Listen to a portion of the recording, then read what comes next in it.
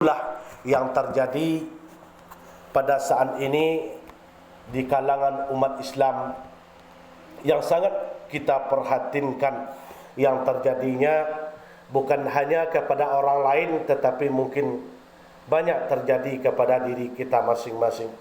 Oleh kerana itu, maka kami tadi mengangkat temanya adalah marilah kita sama-sama membuka pintu hati kita untuk taubat kepada Allah Subhanahu wa taala. Sebab kenapa dikatakan semakin banyaknya manusia seolah-olah katanya Allah itu lalai, Allah itu tidur, tidak mengetahui perbuatan hambanya, tidak mengetahui tingkah laku hambanya, sehingga mereka menyangka bahwa Allah itu tidak memantau mereka. Padahal wa huwa ma'akum aina ma kuntum. Gerak-gerik kita, perbuatan tangan kita, langkah kaki kita, pandangan mata kita, pendengaran telinga kita, jangankan yang zahir, yang batin pun berkata hati kita, Allah ikut tahu, Allah mengerti. Maka oleh kerana itu memang setiap kita manusia yang namanya anak cucu Adam, keturunan dari Adam, tidak ada satu pun yang luput dari kesalahan.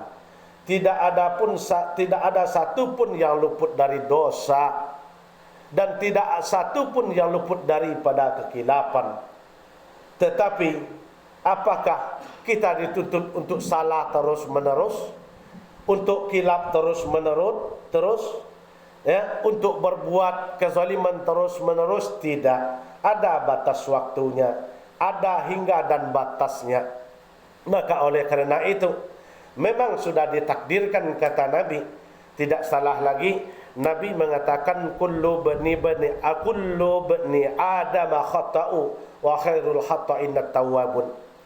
Kata Nabi, sebuah hadis diriwayatkan oleh Ibnu Majah, memang setiap anak cucu Adam itu memang pekerjaannya adalah melakukan kesalahan dan kekilafan.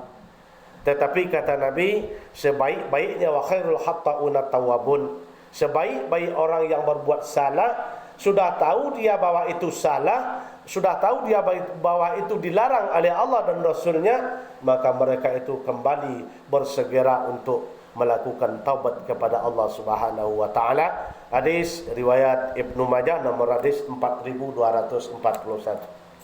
Jamaah Jumat rahimakumullah yang dirahmati oleh Allah Subhanahu wa taala. Dalam arti kata, ya, orang yang berbicara sekarang pun ikut, ya, selalu berbuat salah pada setiap waktu tanpa kita sadari.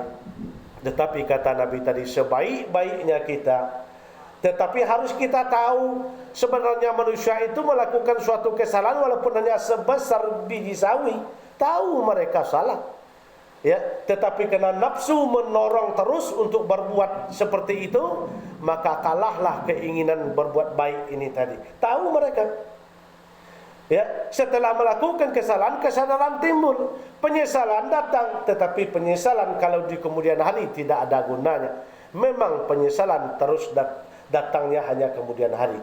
Di saat berbuat, apabila disorong oleh hawa nafsu, tidak ada rasa menyesal. Tetapi setelah melakukan dosa, tidak ada manusia lalai dari kesalahan. Asal melakukan kesalahan dan kekilafan tahu mereka, tapi setelah berbuat salah baru menyesal. Itulah yang terjadi kepada manusia. Maka oleh kerana itu, jangan kita berlarut dalam penyesalan. Setelah melakukan kesalahan baru menyesal. Cobalah kita menyesal dahulu dari sebelum kita melakukan penyesalan. InsyaAllah menyesal dulu sebelum melakukan kesalahan. InsyaAllah kita akan terhindar daripada perbuatan maksiat. Kaum muslimin jamaah Jumat rahimakumullah, betapa zalimnya diri kita, ya, saban hari, saban waktu, sangat enteng lidah kita, sangat mudah diucapkan oleh mulut kita, mengaku bahwa kita adalah hamba Allah, bahwa kita mengaku bahwa kita adalah umatnya Nabi Muhammad sallallahu alaihi wasallam. Tetapi sangat zalimnya diri kita ini, secara terang-terangan tidak ada takutnya untuk melakukan maksiat, tiada ada segannya melakukan kesalahan terang-terangan di hadapan Allah Subhanahu wa taala. Ini apa artinya bagi kita? Memang pada dasarnya, ya, kata Allah dalam hadis qudsi dikatakan, ya ibadi innakum tuhti'u bil-laili. Hai hambaku, kata Allah, memang engkau itu, kata Allah, selalu melakukan kesalahan malam dan siang. Ini kata Allah. Tetapi kata Allah, wa anna a'firuz dzunuba jami'an. Akulah, kata Allah, yang mengampuni dosa kalian sebesar apapun, sebanyak apapun dosa yang kalian lakukan, kesalahan yang kalian lakukan. Mau disengaja walaupun itu tidak disengaja, tapi ada saatnya tatkala kalian datang kepadaku, kata Allah, meminta ampun jami'an, sebanyak apapun dosa kalian aku ampuni, kata Allah. Fastaghfiruni aghfirukum. Tetapi syaratnya datang kepadaku, mohon ampun kepadaku, pasti akan aku ampuni. Bagaimana caranya datang kepada Allah? Ya, maka lakukanlah perintah Allah dan tinggalkan larangannya. Ya, lakukanlah sujud dan syukur kepada Allah Subhanahu wa taala, sering mengucapkan astaghfirullahalazim wa atubu ilaih. Selesai salat, kita duduk sejenak. Jangan setelah salam ke kiri dan kanan langsung kabur. Itu tidak punya etika namanya. Sedangkan meminta kepada sesama manusia pakai etika kita. Bertamu ke rumah orang meminjam sesuatu, contohnya, pasti kita tidak langsung to the point.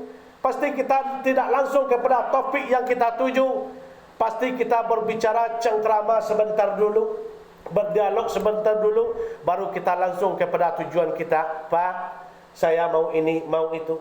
Ini kita memohon kepada Allah. Kebanyakan manusia sekarang ini, ya, datang ke rumah Allah terlambat, tidak pakai sopan santun. Sampainya di rumah Allah langsung duduk, tidak memberi kehormatan dulu. Selesainya solat, salam ke kiri ke kanan, kabur. Berarti etika di mana kita letakkan. Coba orang datang kepada kita secara tergesa-gesa meminta tolong, bagaimana rasanya perasaan kita? Berarti pasti kita mengatakan dalam hati, orang itu tidak punya sopan santun. Masa mau minta tolong sama saya, ya, dengan secara tergesa-gesa kayak itu? Apalagi kita memohon kepada Allah. Selesai solat jangan langsung kabur. Masalah kerja, belum lahir kita pekerjaan sudah ada, ya.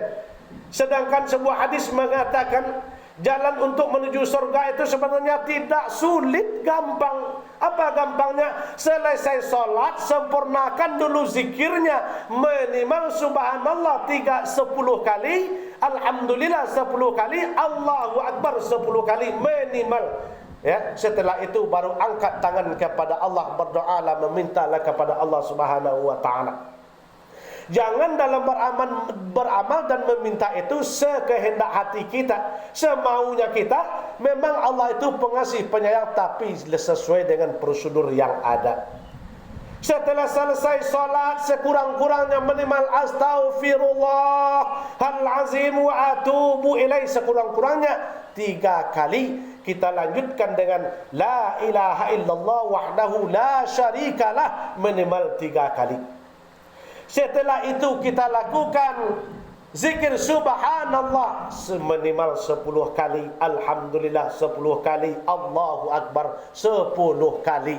Tetapi yang lebih baik adalah subhanallah 33, alhamdulillah 33, dan Allahu Akbar 34. Maka itulah yang lebih sempurna. Tetapi mau cepat, mau tidak sabar, cukup 10 saja. Tetapi jangan sampai salam ke kiri kanan, salam ke kiri, langsung berdiri. Itu namanya tidak punya etika kepada Allah Subhanahu wa ta'ala. Kaum muslimin jamaah Jumat rahimakumullah. Oleh kerana itu, ya, alangkah zalimnya diri kita tanpa kita minta rezeki diberikan oleh Allah, tanpa kita minta kesehatan diberikan oleh Allah Subhanahu wa ta'ala.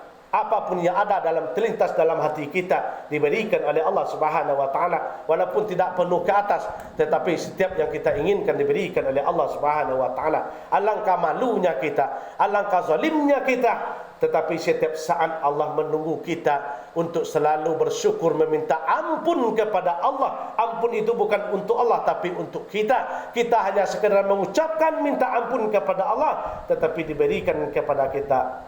Tetapi sayang, banyak manusia yang tidak mau meminta ampun kepada Allah. Mereka menganggap punya diri, punya tubuh, punya jasad, punya perbuatan, tidak punya salah kepada Allah Subhanahu wa taala. Kaum muslimin jamaah Jumat rahimakumullah, oleh kerana itu melalui mimbar ini, ya, khatib menyeru, mengajak, termasuk khatib sendiri, mari kita tingkatkan taubat kita kepada Allah, ya, dengan sesuai dengan kata Al-Quran tadi, ya ayyuhallazina amanu tubu ilallahi taubatan nasuha. Bertaubatlah kepada Allah kita dengan semurninya, dengan sesungguh-sungguhnya, niat dalam hati, perbuatan yang kita ucapkan di hadapan Allah itu dalam rangka taubat kita, jangan sampai kita ulangi lagi.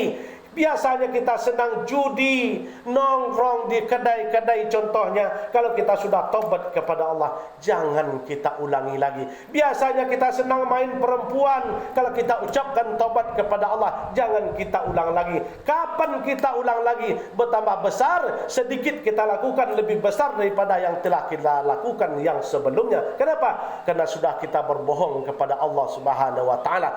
Kita sudah mengaku di hadapan Allah, tetapi setelah itu kita lakukan lagi.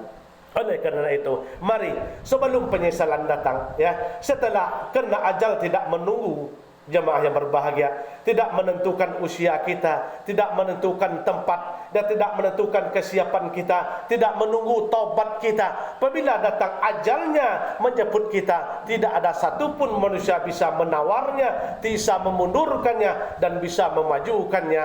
Apabila datang nanti, ya, setiap manusia setelah datang maut menghampiri mereka, penyesalan baru datang. Saat sakaratul maut, penyesalan baru datang. Saat di alam kubur, penyesalan baru datang. Tapi penyesalan tidak ada gunanya lagi. Lan tarji'al ayyamul lati madat. Tidak akan terulang lagi hari-hari yang telah lewat.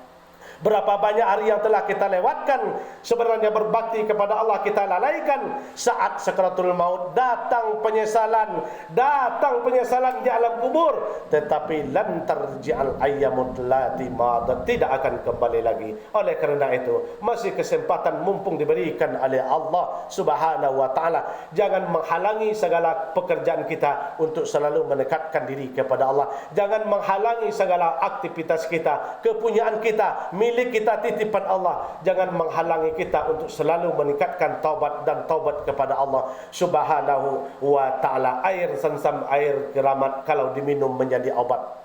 Jikalau kita semua kepingin selamat, ya, marilah kita sama menuju taubat kepada Allah. Fa'tabiru ya ulil absar la'allakum tatazakkarun.